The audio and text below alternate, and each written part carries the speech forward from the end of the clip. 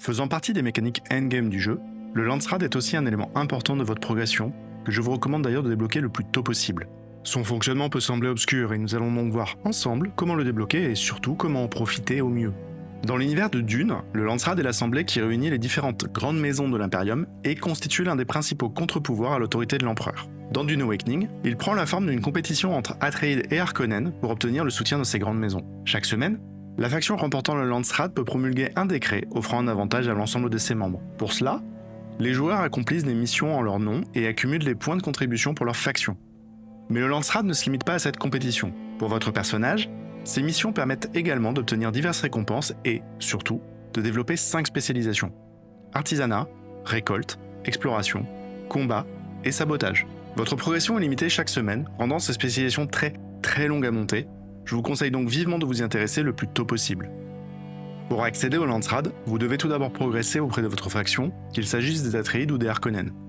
Une fois arrivé au rang 5, vous débloquerez le périple L'Art de se faire des amis, qui vous demande de rencontrer le chef de votre maison. Si vous êtes Atreide, rendez-vous au palais d'Arrakeen pour rencontrer le duc Leto Atreide.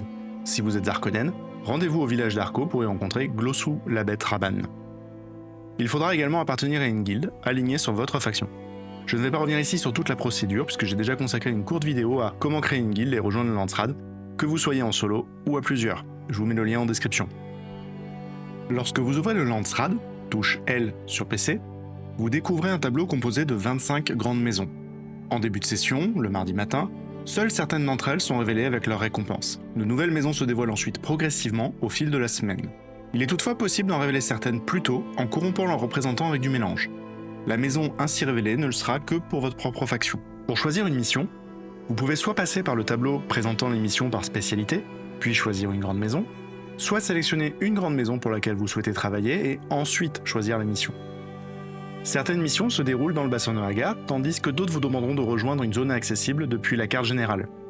Vous avez 3 missions proposées simultanément pour chaque catégorie. Une fois une mission terminée, elle est remplacée par une nouvelle.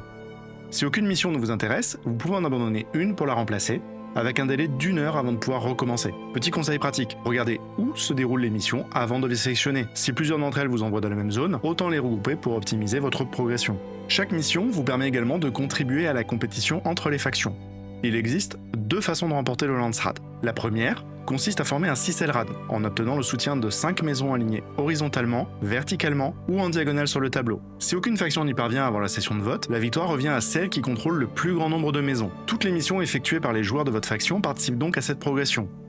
Une fois le soutien d'une maison acquis par l'une des factions, vous pouvez toujours accomplir ces missions et gagner des points de contribution personnels, mais ceux-ci n'auront plus d'influence sur le Landsrad ni sur la force de vote de votre guilde. Enfin, la faction ayant perdu la précédente session bénéficie d'un bonus de contribution lors de la suivante. Ce bonus augmente en cas de défaites successives afin d'aider la faction dominée à revenir dans la compétition. La faction victorieuse peut ensuite déterminer le décret qui sera appliqué durant le cycle suivant. Les chefs de guilde participent au vote parmi plusieurs décrets proposés. Toutes les guildes n'ont cependant pas le même poids. Chacune dispose d'une force de vote déterminée par les contributions de ses membres au Landsrad durant la session. Plus les membres de votre guilde ont contribué, plus son vote pèsera donc dans le choix du décret. Selon le décret choisi, votre faction pourra bénéficier de différents avantages, comme par exemple ici un bonus aux dégâts des armes à distance.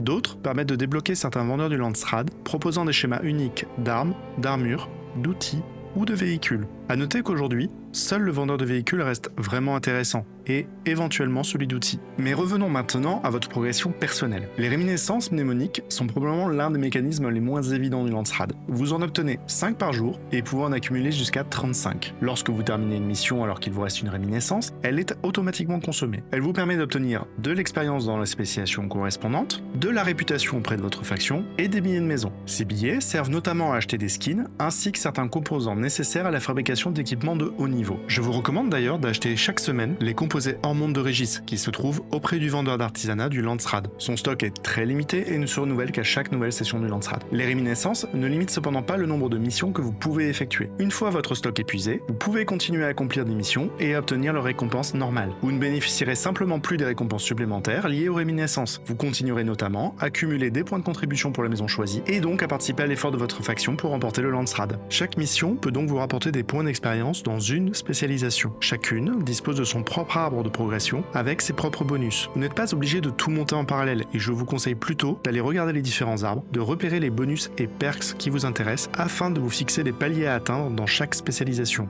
C'est clairement une progression de longue haleine qui vous prendra de toute façon plusieurs mois. Mais seul le temps vous limite. À terme, vous pourrez monter toutes vos spécialisations jusqu'au niveau 100. Enfin, en accomplissant une mission, vous gagnez également des points de contribution auprès de la grande maison choisie. Chaque maison propose 5 paliers de récompenses. Avant de choisir une maison, pensez donc à regarder les récompenses qu'elle propose. Si l'une d'entre elles vous intéresse particulièrement, mieux vaut concentrer vos missions dessus plutôt que de répartir vos points au hasard. Une fois un palier atteint, la récompense pourra être récupérée auprès du représentant de la maison concernée, et ce, quelle que soit la faction ayant emporté l'adhésion de cette maison. Les récompenses sont conservées d'une session à l'autre, vous n'êtes donc pas obligé de courir entre les représentants avant la prochaine session du Landsraad. Et voilà pour le fonctionnement du Landsraad. J'espère que ce guide vous aura été utile et vous permettra d'y voir un peu plus clair. N'hésitez pas à laisser un like et à vous abonner, cela m'encourage vraiment à poursuivre ces guides. Bon voyage sur Arrakis et continuez de rêver!